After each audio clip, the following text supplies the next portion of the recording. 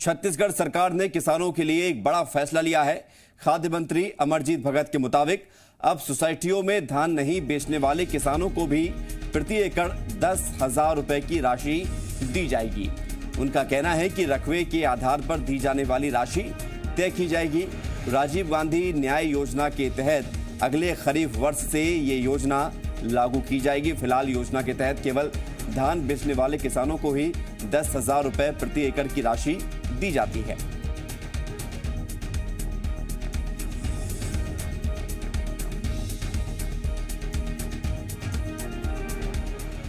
आगामी धान खरीदी की समीक्षा को लेकर, तमाम व्यवस्थाओं को लेकर हाल ही में बैठक हुई थी और कुछ नए फैसले भी सामने निकल के आ रहे हैं।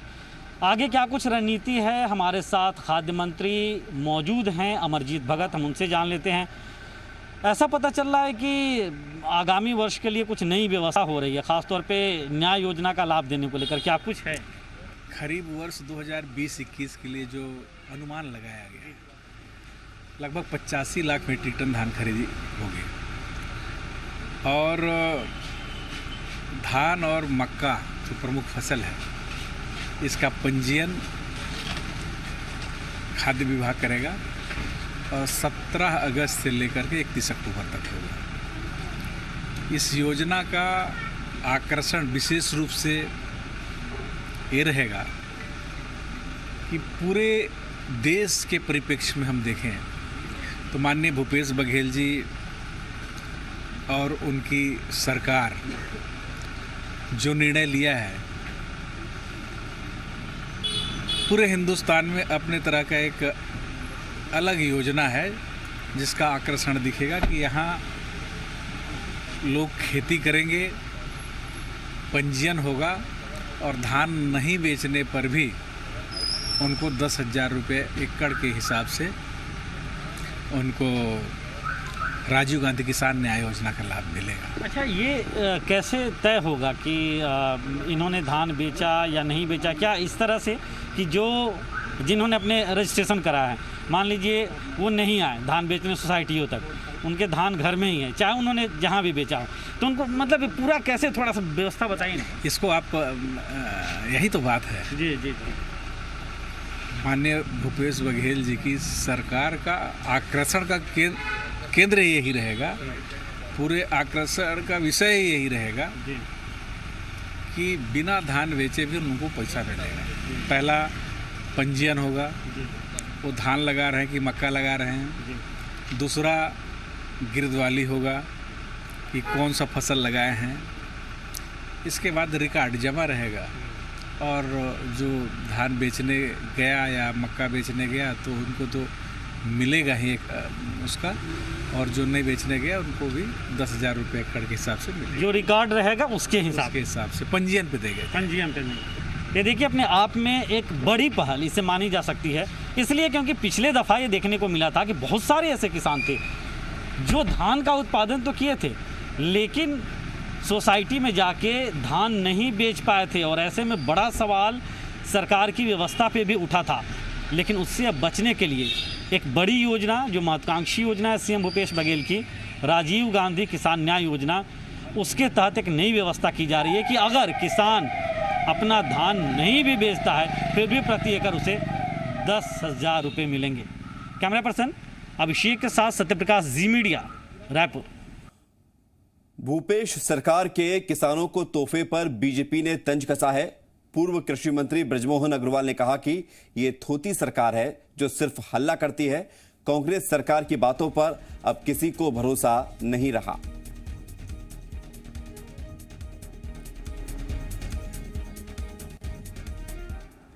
इसके पास में कुछ भी नहीं है, खाली ये थोथे वादे करने वाली सरकार है कि जो बोलते हैं ना कि ये बस्ती ज़्यादा है और करती कम है।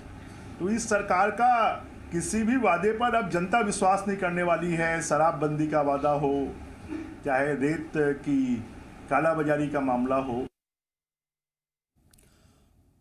और बड़ी खबर आपको रायपुर से बता दें, 17 अगस्त से शुरू होगा धान खरीदी के लिए रजिस्ट्रेशन। तो 2019-20 में रजिस्टर्ड किसानों को दोबारा रजिस्ट्रेशन की जरूरत नहीं होगी। पिछले साल रजिस्ट्रेशन करा चुके किसान 2020-21 के लिए भी मान्य माने जाएंगे। राज्य सरकार ने जारी किए धान खरीदी के रजिस्ट्रेशन से जुड़े हुए दिशा निर्देश। तो बड़ी खबर आपको बता रहे हैं, ऐसे किसान जो कि धान की खेती करते हैं और जिन्होंने पिछले साल रजिस्ट्रेशन नहीं कराया था, अब उनके लिए ये मौका है कि वो अपना रजिस्ट्रेशन करा सकें।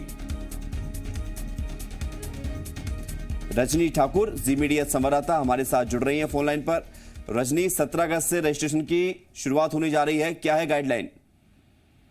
जी विवेक, धान खरीदी अब शुरू होने वाली है। आमतौर पर नवंबर में धान खरीदी शुरू हो जाती है, उसे लेकर ही सरकार ने तैयारियां शुरू कर दी है। 17 अगस्त से जो रजिस्ट्रेशन की प्रक्रिया है वो शुरू कर दी जाएगी। इसमें ये कहा गया है कि ऐसे किसान जिन्होंने 2019-20 के लिए रजिस्ट्रेशन करवा लिया है, उनका रजिस्ट्रेशन 2020-21 के लिए भी मान्य होगा। इसके साथ ही ये भी कहा गया है कि अगर वो अपने रजिस्ट्रेशन में कोई बदलाव कराना चाहें तो उसके लिए वो आवेदन दे सकते हैं। सभी अधिकारियों को ये निर्देश दिया गया है कि 1 महीने में जो सत्यापन की प्रक्रिया है, जिसे गिरदावरी कहा जाता है तकनीकी भाषा में, वो भी पूरा कर लिया जाए। तो किसानों को सहूलियत हो, उनको किसी भी तरह की दिक्कत ना हो पंजीयन में, इसके निर्देश अधिकारियों को दिए गए हैं। क्योंकि सरकार ने एक बड़ा फैसला ये भी लिया है कि राजीव गांधी न्याय योजना का लाभ उन किसानों को भी मिलेगा जो अपना धान समर्थन मूल्य पर नहीं बेचते हैं, लेकिन इसके लिए जरूरी ये है कि उन किसानों का पंजीयन होना चाहिए। इन सभी बातों को ध्यान में रखते हुए ये सुनिश्चित करने के लिए कहा गया है कि सभी किसानों का पंजीयन हो जाए, उन्हें किसी भी तरह की दिक्कत ना हो। तो रजनी, कोई आखिरी तारीख भी है क्या? क्योंकि 17 अगस्त से शुरुआत हो रही है, कब तक किसान अपना रजिस्ट्रेशन करा सकते हैं? जी बिल्कुल, जो प्रक्रिया रहेगी उसे पूरा करने के लिए तारीख तय कर दिया गया है। ये कहा गया है कि 17 अगस्त से लेकर 31 अक्टूबर तक ये पूरी जो पंजीयन की प्रक्रिया है वो की जाएगी। जो किसान आवेदन देना चाहेंगे वो 17 अगस्त से लेकर 31 अक्टूबर तक अपने आवेदन दे सकते हैं। शुक्रिया आपका जानकारी के लिए। संघ प्रमुख मोहन भागवत के छत्तीसगढ़ दौरे को लेकर सियासत शुरू हो गई है। जहां एक तरफ कांग्रेस ने उनके दौरे के बहाने बीजेपी पर तंज कसा है, तो वहीं बीजेपी का साफ तौर पर कहना है कि संघ का काम करने का तरीका अलग है। छत्तीसगढ़ कांग्रेस के मीडिया विभाग के प्रमुख शैलेश नितिन त्रिवेदी का कहना है कि संघ प्रमुख को प्रवास के दौरान बीजेपी नेताओं से सवाल करना चाहिए। उन्हें डॉक्टर रमन सिंह से पूछना चाहिए कि उन्होंने कमीशन खोरी रोकने का बयान क्यों दिया था। तो वहीं ब्रजमोहन अग्रवाल का कहना है कि संघ के कार्यक्रम बीजेपी तय नहीं करती है। उनका कहना है कि बीजेपी गोबर खरीदी का विरोध नहीं करती, खराब सिस्टम का विरोध करती है।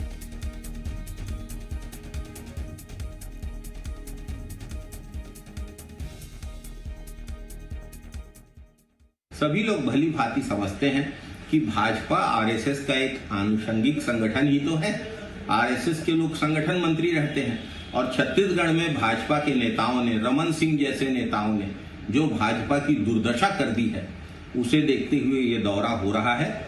हमें पूरा विश्वास है कि मोहन भागवत यहां आकर भाजपा के गाय विरोधी रुख और बयानबाजी पर भाजपा से जवाब तलब करेंगे। उनके कार्यक्रम कोई हम लोग या बाकी किसी से कोई लेना देना नहीं होता। वो एक विचारधारा को लेकर चलने वाला संगठन है और जो उनकी विचारधारा से मेलजोल रखने वाले संगठन हैं, उनको जो निर्देश देना होता है वो निर्देश वो देते हैं और आगे भी वो देते रहेंगे। इसलिए इसके बारे में मुझे लगता है कि कांग्रेस पार्टी को शायद संघ के सरसंघ चालक जी का दौरा होने पर उनमें भय पैदा हो गया, इसलिए प्रतिक्रिया व्यक्त कर रहे हैं। छत्तीसगढ़ में बीजेपी एसटी मोर्चा के राष्ट्रीय अध्यक्ष और राज्यसभा सांसद रामविचार नेताम ने सरकारी राशन दुकानों से मिलने वाले राशन की गुणवत्ता को लेकर सवाल उठाए हैं।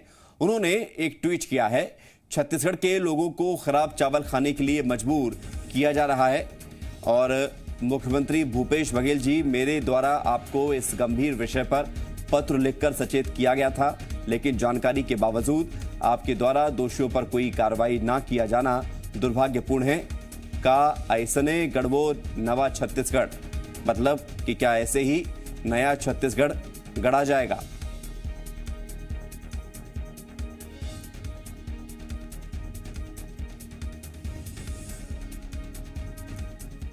रामविचार नेताम ने खराब राशन दिए जाने का सरकार पर आरोप लगाया, जिस पर सियासी बयानबाजी शुरू हो गई है। बीजेपी ने कहा कि कांग्रेस सरकार कुपोषण मिटाने का दावा कर रही है, क्या ऐसे कुपोषण से मुक्ति मिलेगी? वहीं पलटवार करते हुए कांग्रेस ने कहा कि बीजेपी पहले अपना कार्यकाल देखें, बीजेपी खराब राशन देने का प्रमाण दे तो कार्रवाई होगी।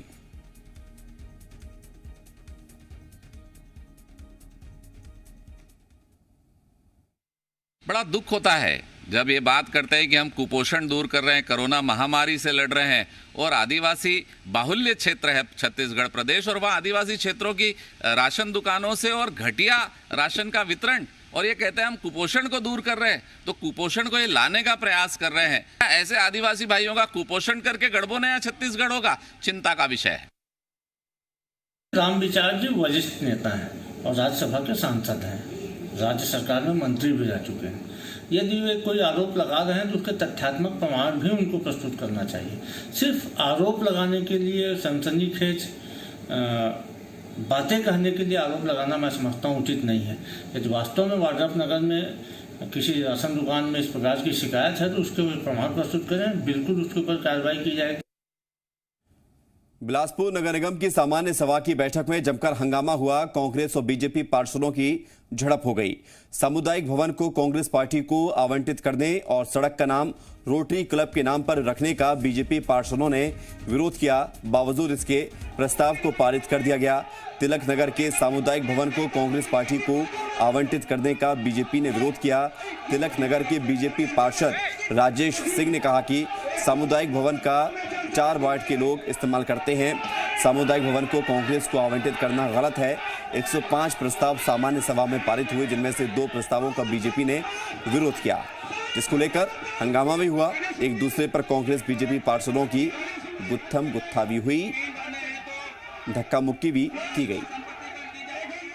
जो भी प्रस्ताव है वो जनहित में है और जिनका इन्होंने विरोध किया है वो सारा तो इनके शासनकाल में बना हुआ प्रस्ताव था, तो अपनी ही पार्टी का विरोध कर रहे थे और चूंकि विपक्ष में है तो उनका काम है विरोध करना। 15 साल हम लोगों ने किया था, 5 साल ये करेंगे।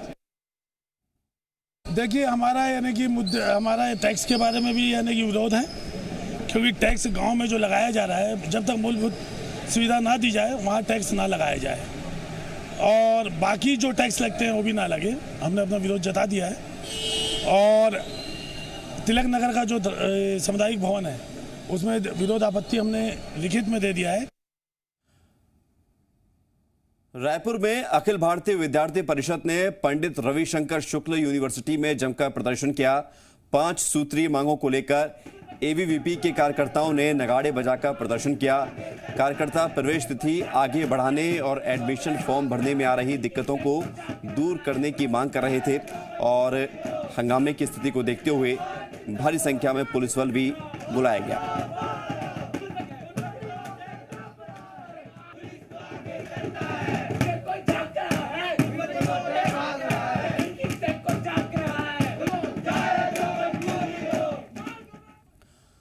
कोरोना काल के दौरान जहां सरकार ने करोड़ों रुपए खर्च करके प्रवासी मजदूरों की सुरक्षित घर वापसी करवाई थी, उन्हीं मजदूरों ने एक बार फिर बड़े शहरों की तरफ पलायन करना शुरू कर दिया है।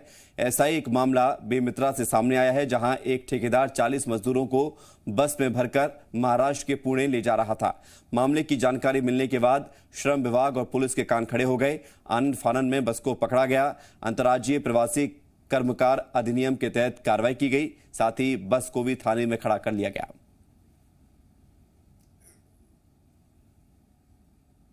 महाराष्ट्र के कुछ कॉन्ट्रैक्टर्स जो आए हुए थे वो इनको कार्य करने के लिए बेमेतरा जिले से ले जा रहे थे। यहाँ पे बेमेतरा एवं अन्य जिलों के भी लेबर्स हैं, तो हमने वर्तमान में अभी अंतर्राज्यीय प्रवासी कर्मकार अधिनियम के अंतर्गत चालान की कार्यवाही की है और इनको थाने में चूंकि गाड़ी खड़ी है इनको सुपुर्द किया गया है।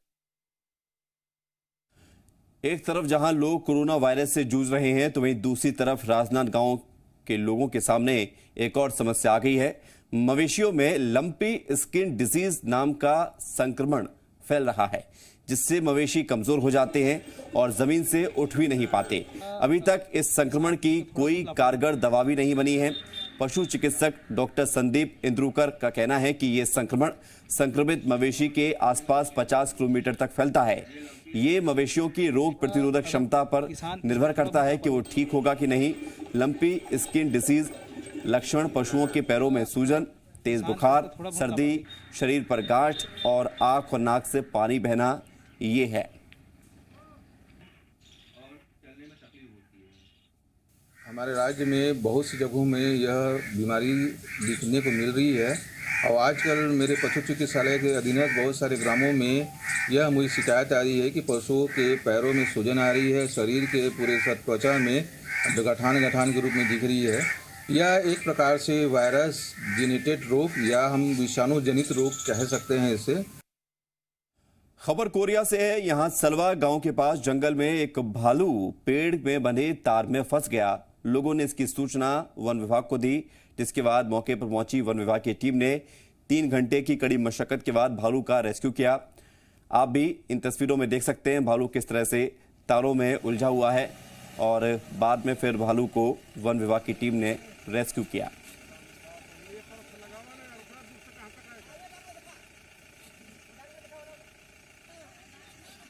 तो कोरिया में ये भालू तारों में उलझ गया और निकल नहीं पा रहा था, जिसके बाद इसकी सूचना वन विभाग को दी गई। वन विभाग की टीम यहां पहुंची और 3 घंटे की कड़ी मशक्कत के बाद भालू को नीचे उतारा गया।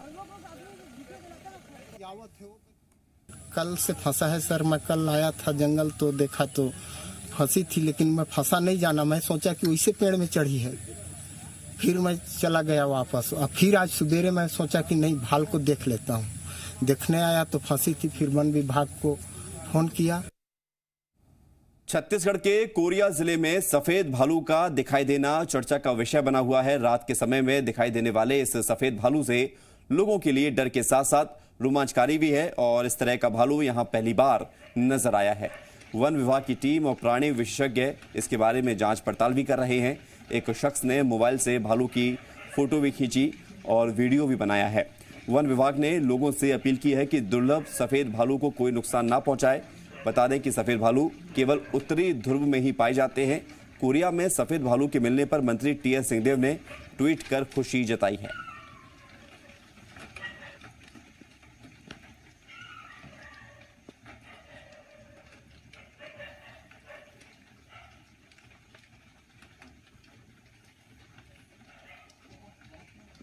तो कोरिया में ये सफेद भालू कैमरे में कैद हुआ। सफेद भालू अक्सर उत्तरी ध्रुव में ही पाया जाता है। कोरिया में अचानक से इसका सामने आना एक बड़ी बात भी मानी जाती है और फिलहाल वन विभाग की तरफ से ये जांच पड़ताल की जा रही है कि किन परिस्थितियों में ये सफेद भालू यहाँ पर पहुँचा है या इनका एक बड़ा कुनबा यहाँ पर मौजूद है।